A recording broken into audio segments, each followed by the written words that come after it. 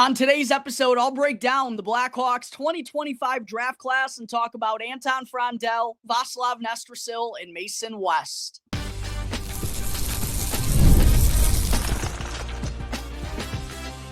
You're Locked On Blackhawks, your daily podcast on the Chicago Blackhawks, part of the Locked On Podcast Network, your team every day.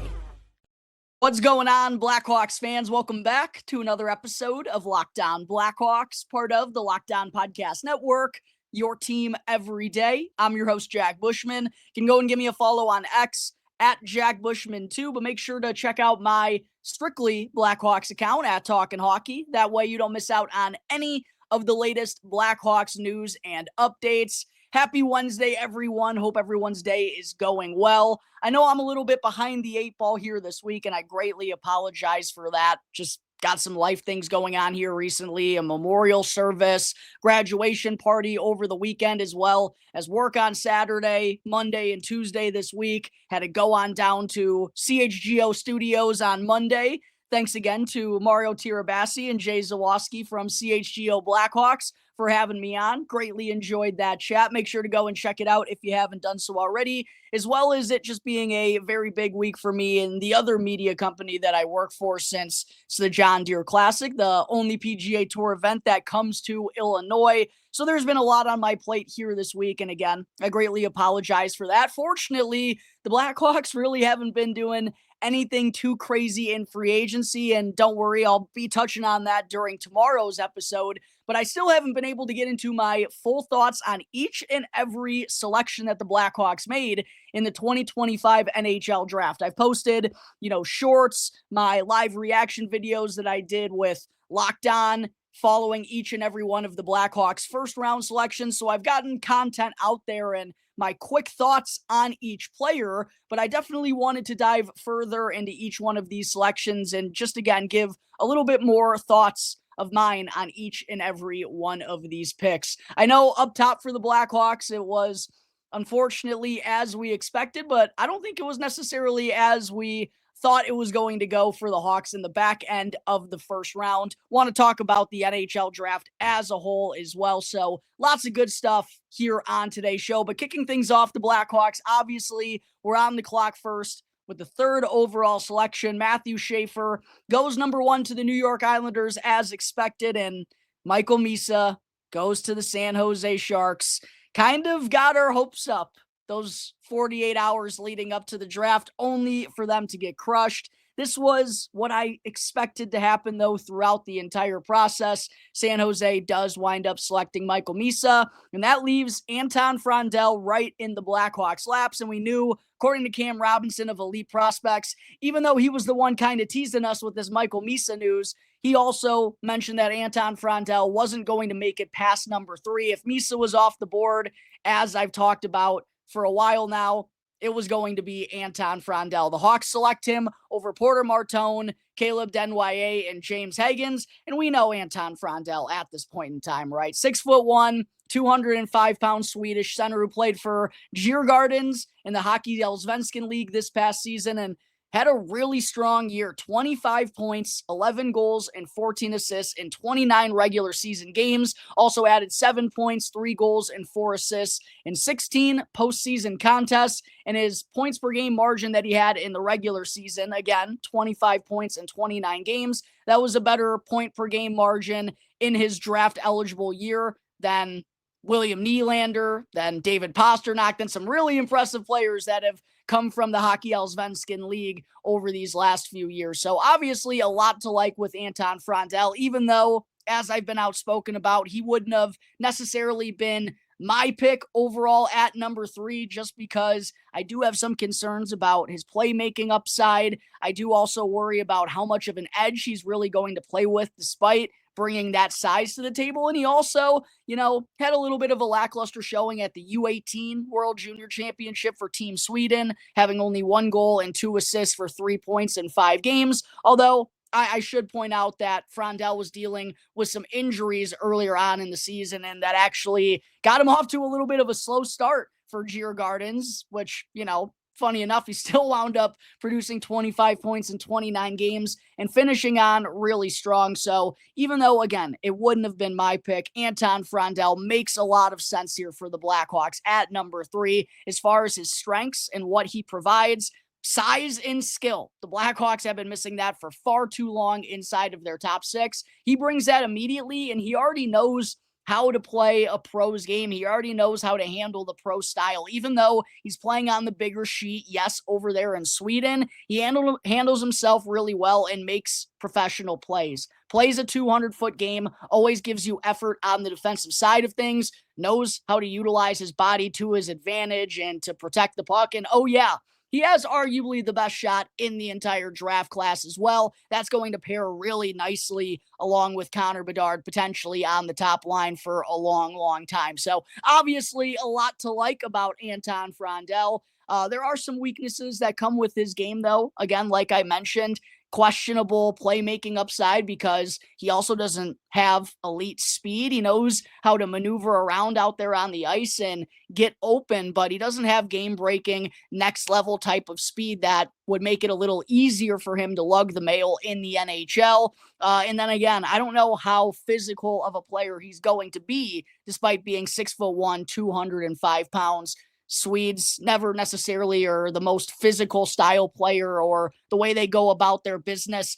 The edge is never really one of their essential traits. So I'm interested to see if that's going to develop here with Anton Frondell. But regardless, I think he has a remarkably high floor. I think at worst, he's probably a middle 6 strong defensive player for the Blackhawks who can play on the second power play and on the penalty kill. And at his best, he could be a top-line center, top-line winger, along with Connor Bedard that can impact the game all over the ice because of his hockey IQ, his knowledge of the game, and again, because of the effort that he provides in all 3 zones. So overall, while it wouldn't have been my pick, Anton Frondell still provides a winning brand of hockey. And with Connor Bedard being undersized, Frank Nazar, Oliver Moore, not a whole lot of players with size and skill in the Blackhawks forward group. Anton Frondell absolutely brings that to the table. So I do think this was a good pick for the Blackhawks and what they have in their prospect pool up front, even though I probably would have gone with Porter Martone if the Blackhawks were deciding between he, Frondell, and Denwyer. James Higgins, as I've talked about many a times, even though he wouldn't have fit this Blackhawks prospect pool because they are so undersized, I still think he winds up being the most skilled player out of this draft class besides Matthew Schaefer and Michael Misa, and it'll be very interesting to watch all of these players develop over the next handful of seasons. But Anton Frondell goes number 3 to the Blackhawks. Then they're back on the clock at number 25. Anton Frondell's good buddy Victor Eklund wound up sliding a lot further than I think anyone anticipated. I was wondering if the Blackhawks were maybe going to go and trade up for him. They wind up staying home and select Vaclav Nestrasil over guys like Malcolm Spence, who I thought maybe could have been in consideration there. Lyndon Lakovic wound up falling a lot further than most expected. I thought Milton Gastrin maybe could have been in consideration here for the Blackhawks as well. But we knew, based on multiple different reports, that Vaclav Nestrasil was someone they had their eye on. And while I've mentioned that 25 is a little bit rich, a little bit too early for me, I understand the thought process and GM KD going to get his guys because he's not sure if they're going to be available with their next selection. And there's a lot to like here with Vaclav Nestrasil as well. Another massive forward added to the prospect pool, 6'6", although he's only 185 pounds. So definitely going to have to fill out that frame. But an 18-year-old Czech winger turned 18 back in April, and he recorded 42 points, 19 goals, 23 assists, and 61 USHL games for the Muskegon Lumberjacks in his first full season over here in North America.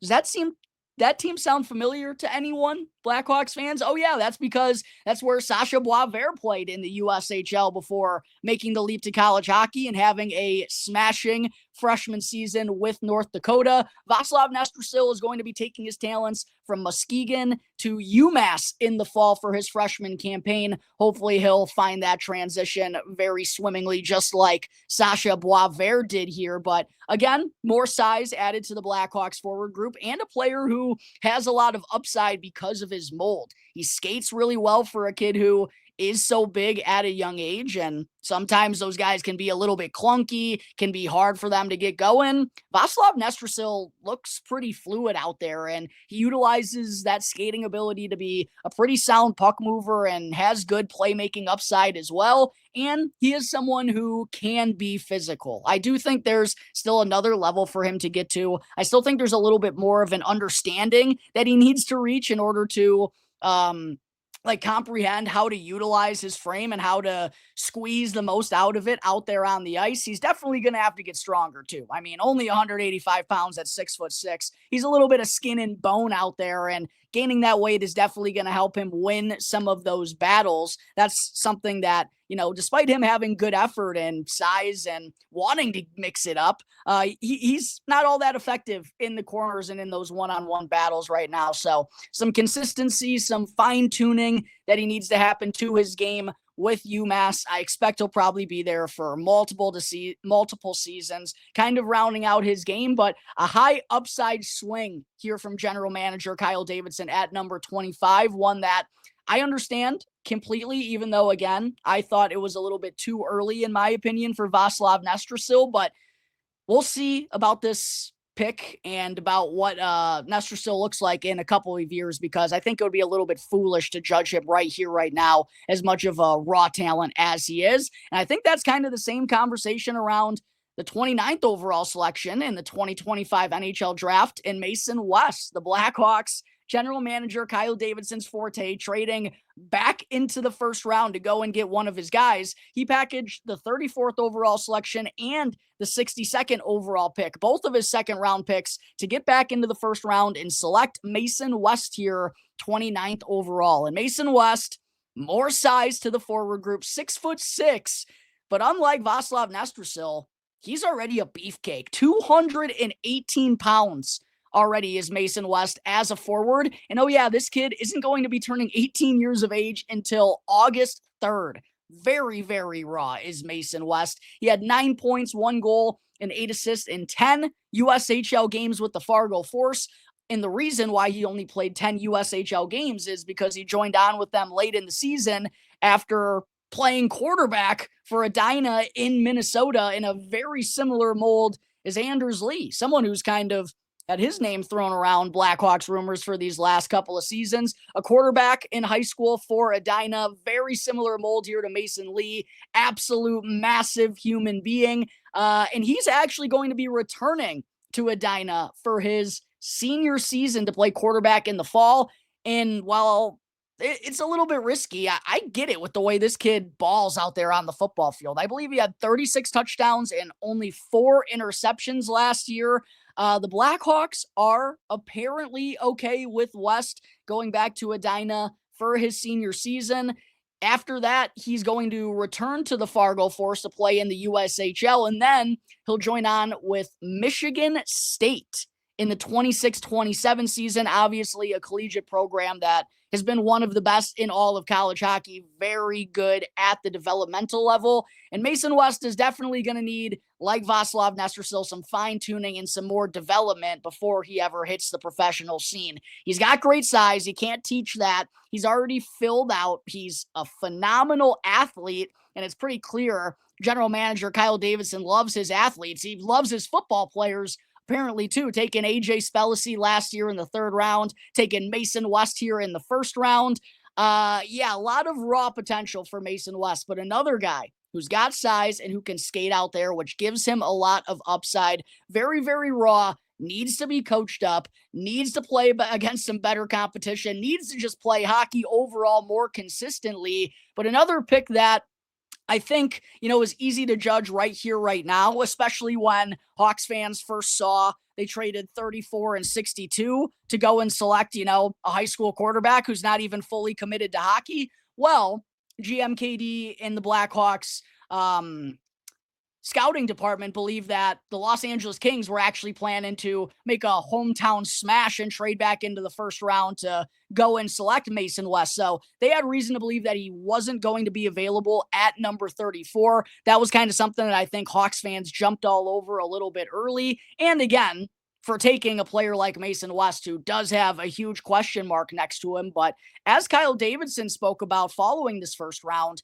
the Blackhawks are in a position to take some swings, to go and take some chances because they have such a deep prospect pool. And while neither of these guys wouldn't have necessarily been my pick at 25 or 29, I really do. I'm not just saying this. Like, I totally understand why Kyle Davidson went this route, both with just pure raw athleticism and also guys who you have reason to believe can reach their upside one day down the road because of that athleticism, because of their size, because of their skating ability. And that checks a box, again, that the Blackhawks have been missing in their forward group for far too long. So that kind of wraps up my opinion on the Blackhawks' first three selections in the 2025 NHL Draft. Give me your thoughts down below in the comment section. What grade would you give GMKD for his first three picks in the 2025 NHL Draft? Anton Frondell third, Vaclav Nestrasil at number 25, and then trading back into the first round, giving up picks 34 and 62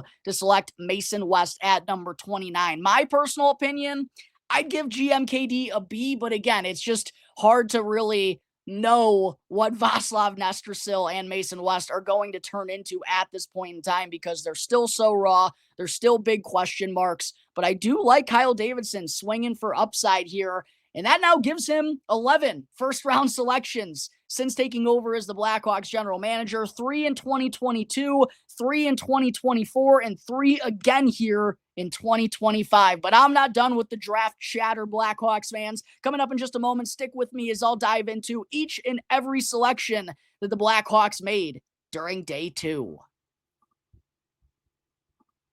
But first, real quick, I do got to talk to you all about the fine folks over at FanDuel. Summer sports are in full swing, and whether you're all about baseball under the lights, golf on the green, or high-stakes soccer action, FanDuel is the best way to make every game even more exciting. You're already following the action, so why not make it even a little more thrilling? It's easy to use, fast to pay out, and makes regular season games feel like must-watch events. And whether I'm placing the same game parlay or watching a bet ride into the 9th inning, FanDuel makes it feel like I'm a part of the action. And are you new to FanDuel? Then that's perfect because new customers can bet just $5 and will get $150 in bonus bets if that first $5 bet wins. All you got to do is open the FanDuel app today or visit FanDuel.com/lockedon in order to get started. Again, that's FanDuel.com/lockedon to get started today. Real quick before I get into segment 2, just a quick reminder, if you're enjoying what you're watching here on YouTube today, please make sure to hit that like button, subscribe to Locked On Blackhawks on YouTube as well. It's 100% free, won't cost you anything, and really does go a long way in helping me grow my show. But segment 2, picking up where I left off, getting into each and every day 2 selection that the Blackhawks made in the 2025 NHL Draft. Not as many picks as we initially thought they were going to have because of the pair of trades that general manager Kyle Davidson made. Not on the clock at number 34, not on the clock at number 62. The next time we saw the Blackhawks pick was in the 3rd round with the 66 overall selection, and they selected Nathan Behm, 6'2", 203,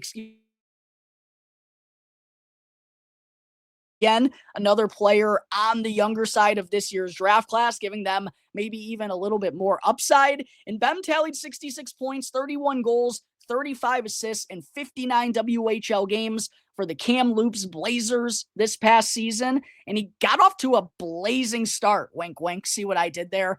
I hate myself. I'm sorry for that one, Blackhawks fans, but an amazing start for Behm right out of the gate this season for Kamloops. I believe he had 22 points in the opening 13 games of the season. Once October wrapped up, he was one of the leading scorers in the entire league at that point in time, but unfortunately wasn't able to keep up the pace. Still, though, wound up over a point-per-game margin and had a nice uptick in his production overall from the year prior where he had just 31 points, 12 goals, and 19 assists in 68 games. And he was also ranked 36th by Elite Prospects, 40th by Daily Faceoff, 45th by Craig Button, and 63rd by Chris Peters. So all had them ranked earlier than when the Blackhawks selected Behm here, 66th.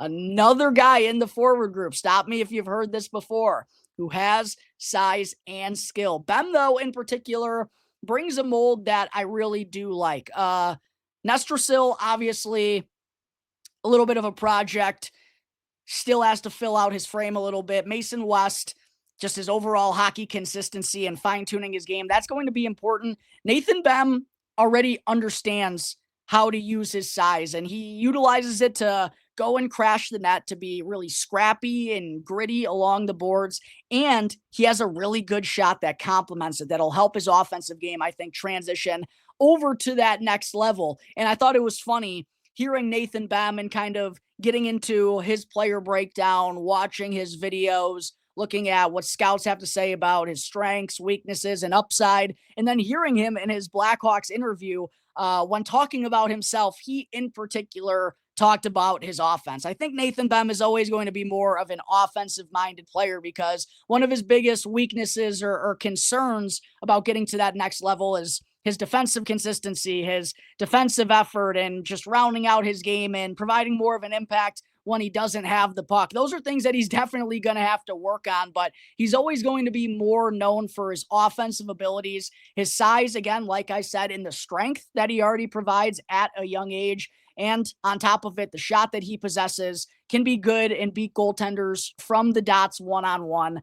I don't know if he's ever going to be like a 20 goal scorer at the next level, but there's reasons to believe he can get it done on the wing in the NHL. And overall, he's a pretty agile skater, not a ton of runway, not a ton of speed, but I think good enough that it's going to give him a chance. But altogether, I really do like this pick of Nathan Behm. He's going to be going back to Kamloops once again next season, where hopefully he'll be one of the main play drivers and goal scorers for the team and get well up over that point per game margin to give him some good confidence before he heads into the professional level. But I like this pick here of Nathan Behm at number 66. I think it's pretty good value and reason to believe in his upside. Next selection we saw the Blackhawks make in the fourth round, number 98 overall. They selected Julius Sumpf, 6'2", 194-pound German center, turned 20 in January, so an overager here for the Blackhawks, but a really strong year for Sumpf in the QMJHL with the Moncton Wildcats,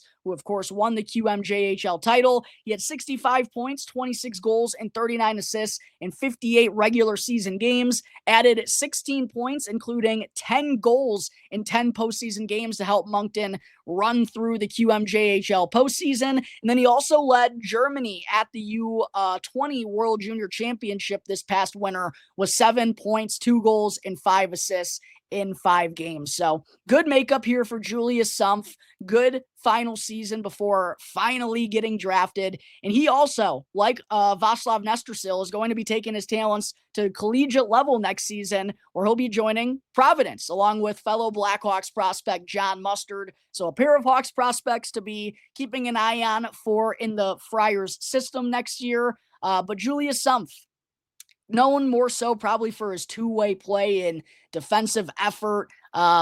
I don't know if he does make it to the NHL, if he's going to be much of a playmaker. Feels like bottom six defensive-minded guy is what Julius Sumpf is kind of drafted to be here. Also should point out he was nominated for the CHL Sportsman of the Year this year. So maybe someone who, again, is known for his very well defensive play. But decent pick here in Julius Sumpf. I don't know if there's a ton of NHL upside, but I understand the reasoning. 6'2", nearly 200 pounds as a center iceman. Strong impact for the Moncton Wildcats in the postseason. I'm sure the Blackhawks and their scouting department were watching Caleb Denoyer all throughout the postseason and saw something they liked here with Julius Sumpf that got him on their radar.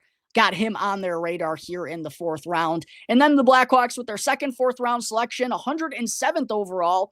This is where things really started to get interesting. They took Parker Holmes, 6'4", 214-pound forward, who played in only 21 games this past season in the OHL with the Brantford Bulldogs, where he was a teammate with Nick Lardis and Marek Vanacker. Had his season cut short, needed to undergo labrum surgery back in November. He has been on, not on the ice, but taking part in Blackhawks development camp over these last couple of days, so seems to have healed up rather nicely, but cost him most of his draft-eligible season.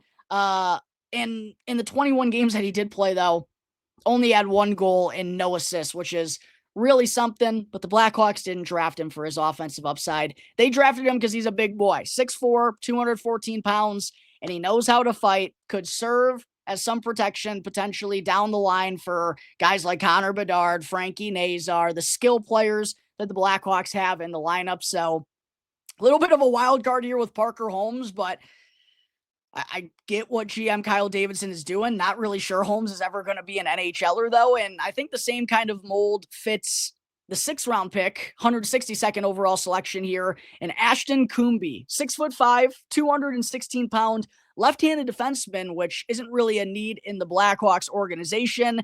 Kumbie tallied at 13 points, 2 goals, and 11 assists in 68 WHL games for the Seattle Thunderbirds this past season, and he'll be turning 20 in July, so another overager here for the Blackhawks. But like Parker Holmes, not drafted for his offense, he was drafted for his fighting ability, and he had 22 in the last 2 years, and a couple of them were really bad. There was one where I believe he dropped a player on his face and he had a seizure, a real scary moment. I fortunately believe he's all right. And I know some of you may have seen the posts that I made on social media about that clip.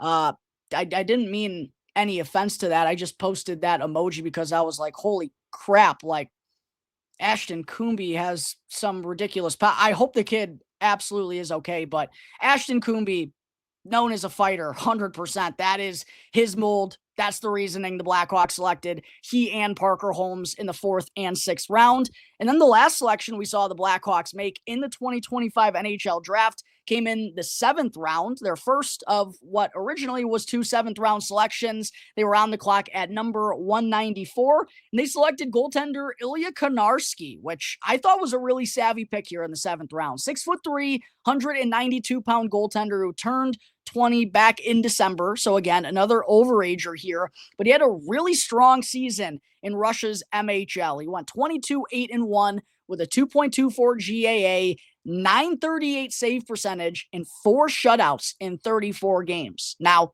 I know the MHL, that was the league where Ivan Demidov was playing in before getting drafted by the Montreal Canadiens. So there are some trash men playing in that league. But still, an unbelievable year overall out of Konarski, and I think worthy of being a 7th-round flyer here for the Blackhawks at number 194. Going to be interesting to see if he makes the leap to the VHL next season and if he's able to find that same kind of success. Blackhawks, we thought they were going to have another 7th-round selection, but they winded up trading it to the Florida Panthers in exchange for a 2026 7th, maybe just staying in good graces with the Florida Panthers front office there. But Ilya Konarski was the final selection for the Blackhawks in the 2025 NHL Draft. That takes care of the Blackhawks 2025 draft class and their day 2 selections. Coming up in just a moment, I'll give my full thoughts on this draft class as a whole and dish out some quick winners and losers from this year's NHL Draft.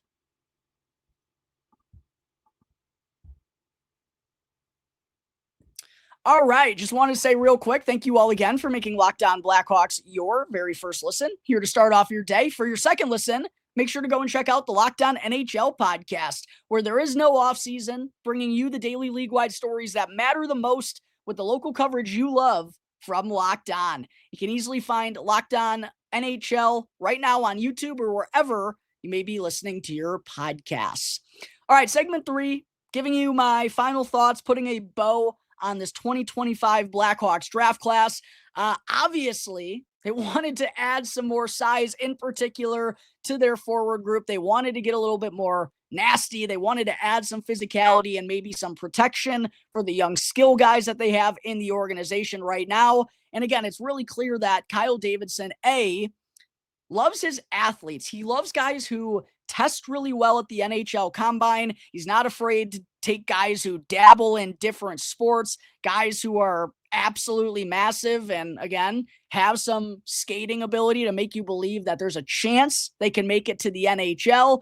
That was pretty evident here with this 2025 draft class. I mean, basically everyone outside of their last 3 picks, Parker Holmes, Ashton Kumbie, and Ilya Konarski, everyone fits that bill for the Blackhawks. Anton Frondell, 6'1", 205 pounds. Vaclav Nestrasil, 6'6", 185 pounds. The hope is that probably be well over 200 by the time he hits the professional scene. Mason West, 6'6", already 218 pounds as a 17-year-old. Still has to go through his senior year of high school. That's what we call a grown-ass man.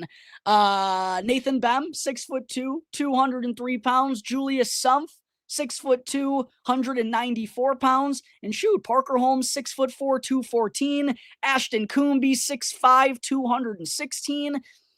Everyone, I think Ilya Konarski's the lightest guy the Blackhawks drafted as a goalie, and he's 192 pounds. So size, the name of the game here for the Blackhawks as part of their 2025 draft picks. Interesting draft for the Blackhawks. None of the players that they took would have been my selections. But with that being said, and I'm not like just saying this to go with Kyle Davidson and like just agree with his plan, but I really do get what he's trying to build here. I really do get the reasons behind selecting each and every one of these guys, because if you look at the Blackhawks forward group before this draft, no one really checks that mark all that much in their previous draft classes. Like Sasha Boisvert's got some good size, but he's not a Mason West, Vaclav Nestrasil 6'6" type of guy, right? They have a lot of that on the back end with Vlasic and Rinzel and Levshinov and Louis Crevier. Kevin Korchinski's even got a little bit of size to him in terms of height. They needed that in the forward group. So I understand why Kyle Davidson did what he did with all of his picks in this year's draft. And I do understand why he took Anton Frondell, because you need guys who bring a winning style in this organization, in this prospect pool, guys who you think can play well come Stanley Cup playoff time. I thought Porter Martone really would have checked that bill, and I do think he'll check that box better than Anton Frondell, but Anton Frondell still checks it in his own way, and I think he's definitely got the more elite trait than Porter Martone or even Caleb Denwyer with his shot. I think he's got legitimate 35, maybe even 40 goal scoring upside in the NHL if he reaches his absolute ceiling. But as far as the NHL draft results, getting into how things sorted out in the first round, I talked about the chalk right off the top. Matthew Schaefer going number 1 to the Islanders, Michael Misa going number 2 to the San Jose Sharks. Even Anton Frondell going number 3 to the Blackhawks was pretty chalky. So was Caleb Denwyer going 4th to the Utah Mammoth. That kind of seemed to be the rumors leading up to the draft. Number 5 is where it got interesting. The Nashville Predators did not take James Higgins like I thought they were going to, like Ann and Emma from Locked On Predators really wanted them to. I know Ann really loved Brady Martin, but him going at number 5 over James Higgins and even over Porter Martone is absolutely crazy to me. At number 6, though, the Philadelphia Flyers get Porter Martone, and he's going to fit in with the Flyers organization in that city so well. And he actually grew up a Philadelphia Flyers fan, so that works perfectly. And so kind of does James Higgins fall into the Boston Bruins at number 7. Of course, goes to Boston College. And how about Happy Gilmore announcing him as the Bruins selection, when Happy Gilmore, turns out that's James Higgins' favorite movie. So even though he slid further than he wanted, I'm sure that will wind up being a moment he'll never forget for the rest of his life. The Seattle Kraken at number 8 wound up taking Jake O'Brien. I personally would have taken O'Brien over Brady Martin. I get the grit. I get the Sam Bennett type of mold. I don't think Martin's going to be that type of player, but I would have rather gone with the upside of Jake O'Brien. At number 9, the Buffalo Sabres select Radim Murtka, which is, like, in my opinion, such a Buffalo Sabres draft pick. After they acquire Michael Kesselring, they need game breakers. I really like Radim Murtka. I thought he should be the second defenseman off the board, but for Buffalo to take him, I don't really understand that. At number 10, what I do understand is the Anaheim Ducks taking Roger McQueen, as they clearly love adding size and skill inside of their forward group. Number 11, the first wowzer of the draft, Pittsburgh Penguins selected Benjamin Kindell, who I thought they probably could have got even maybe at number 22.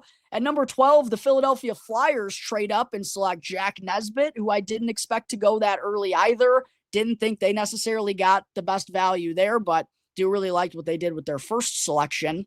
Number 13, the Detroit Red Wings surprised me. I thought they were going to take Victor Eklund. It was such a typical Steve Yzerman pick, but they ended up taking Carter Bear, another player who I really loved.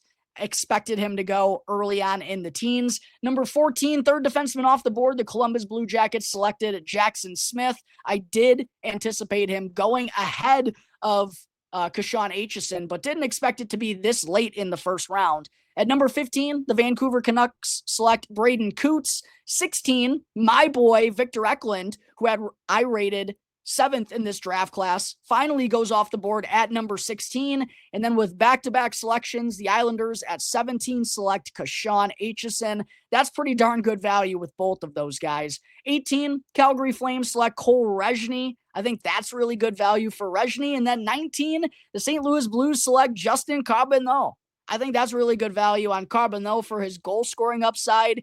Thinking about playing against him and Jimmy Snuggerud in the Central Division for a long time does not put a smile on my face. The Columbus Blue Jackets did not wind up taking Joshua Ravensburgen as the first goaltender off the board. They made Peter Andreanov the first goalie. He was not in attendance, so was a little bit of an awkward moment there, but did not see that one coming from Columbus. 21, the Nashville Predators with their second first-round pick trade up and select Cameron Reed. 22, the Pittsburgh Penguins select a guy I really liked in this draft class, and Bill Zanin. 23, the Ottawa Senators select Logan Hensler, right-handed defenseman out of Wisconsin. 24, the Pittsburgh Penguins select Will Horkoff. I think 24 is too early for Horkoff to go, out of Michigan.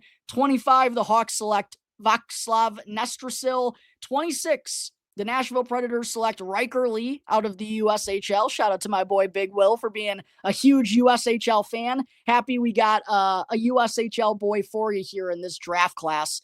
Number 27, Lyndon Lakovic. Did not expect him to go that far down, even though he wasn't a prospect I really liked. Didn't think he was going to make it to 27. 28, the Winnipeg Jets selected Sacha Boumediene out of Boston University. 29, the Blackhawks selected Mason West. 30, the San Jose Sharks selected Joshua Ravensburgen. 31, the Los Angeles Kings selected Henry Buštevec. And then at 32, rounding out the first round, the Calgary Flames took arguably the fastest player in the draft in Colin Potter out of Arizona State. As far as my winners and losers from this year's draft class, my biggest winner, I think it has to be the New York Islanders and kickstarting their rebuild. They trade Noah Dobson, which had to be a little bit of a stinger for Isles fans. But then they get Matthew Schaefer and Kashawn Aitchison and Victor Eklund all inside the top 17. I mean, phenomenal value there for the New York Islanders. Really loved what they did. I think the San Jose Sharks, you got to give them a thumbs up for what they did here in the draft class. Taking Michael Misa, as much as it sucks as a Hawks fan, absolutely was the right call in my opinion. And I think they also got good value with Joshua Ravensburgen at number 30. They probably didn't think he was going to be making it there. I really liked what the Nashville Predators did with their second first-round selections. I liked Cameron Reed at number 21, and I did like Riker Lee at number 26. I had him graded at number 32, had him as a first-round selection. And I do like what Boston did as well. I mean, James Hagen's fallen in your lap at number 7. I think that's a home run pick that late in that draft. So those are like my 4 biggest winners here from this first round. The biggest losers from the NHL draft undoubtedly is us fans. I mean, oh my gosh, what a painful experience these decentralized drafts have become, and going through the draft house and all those cringy and awkward moments, plus the draft being like 5.5, 6 hours long. Ugh, it was absolutely abysmal. Enough of that. We've seen enough. No more decentralized draft. This absolutely had to be the last of it. So us hockey fans undoubtedly were the biggest losers. I think the Nashville Predators, even though I said they were part of the biggest winners with their second 2 first-round picks, I think selecting Brady Martin 5th overall, maybe we'll look back on this and everyone will laugh on me. I think that's one they're absolutely going to regret go. And then the Pittsburgh Penguins, Ben Kindell at 11, and then Will Horkoff at number 24. I just did not think were very good value picks whatsoever. I like Bill Zanin at 22, but I feel like they could have even gotten him at number 24 for Will Horkoff and maybe gotten Bill Zanin or Horkoff a little bit later on in the draft. I just didn't think Pittsburgh got a ton of value out of their picks, but I'm sure there are people saying that about our Chicago Blackhawks as well. At the end of the day, we don't know what the heck any of these kids are going to truly turn into in the NHL. It's all a little bit of a guessing game at this point. So if you're someone who absolutely hated what GMKD did here in this draft, I would say just take a step back for a little bit and recognize there's so much time, so much developing that needs to be done before, again, we really understand what any of these players are going to become in the NHL. But from afar, what I would say is I understand Kyle Davidson's thought process. I understand him taking some literal big swings on some big players like Vaclav Nestrasil, Mason West, Nathan Behm. I think checks a box that they've been missing. And I like that they're taking players too who, again, have reason to believe in their upside with the skating ability, and guys who, Julius Sumpf going to Providence, Vaclav Nestrasil going to UMass, Mason West going to Michigan State, right? These are guys who are going to be going to legitimate college programs to help them transition and take that next step. And the collegiate level's done the Blackhawks pretty well since GMKD took over. So no reason to feel like he did a horrible job or anything in this draft class. I know there were some interesting reactions here, but mostly what I wanted to get through is just I understand what GM Kyle Davidson is doing here in this draft, and it's going to be really interesting to watch these kids develop over these next couple of seasons before they join on to the professional scene. But Anton Frondell definitely going to be right up there in my next Chicago Blackhawks prospect rankings. That's going to be dropping within the next couple of weeks. So make sure to keep an eye out for that, Blackhawks fans. That's going to take care of today's episode of Locked On Blackhawks. As always, thank you all so much for joining me on the show. If you haven't done so already, if you're watching on YouTube right now, please go and smash that like button, subscribe to the channel for me as well, and give me your thoughts in the comment section on the Blackhawks 2025 draft class. Until the next episode, everyone, enjoy the rest of your days. I'll see you next time on the Locked On Blackhawks podcast, part of the Locked On Podcast Network, your team every day.